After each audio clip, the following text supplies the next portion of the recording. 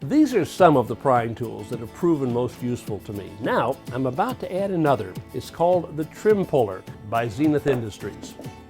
As its name suggests, this tool was made for removing wood trim without damaging either the trim or the walls.